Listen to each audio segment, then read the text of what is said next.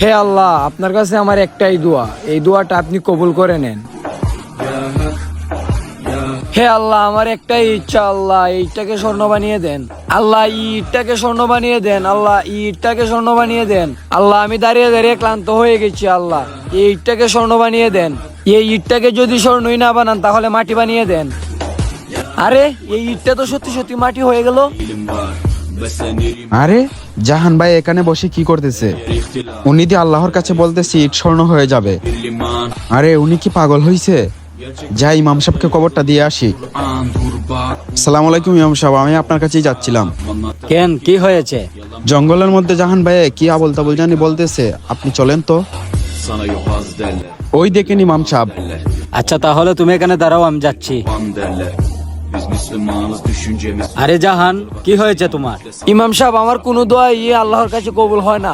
তোমার দোয়া অবশ্যই কবুল হবে, কিন্তু একটা কথা মাথায় রেখো, 24 ঘন্টার ভিতরে তোমার দোয়া কবুল হবে ঠিকই, কিন্তু নিয়ত থাকতে হবে যে কোনো একটি। হে আল্লাহ, আমি 2টি নিয়ত করে ফেলেছিলাম আপনার দরবারে। আমি যদি একটি দোয়া করতাম তাহলে আমার দোয়া অবশ্যই কবুল হতো।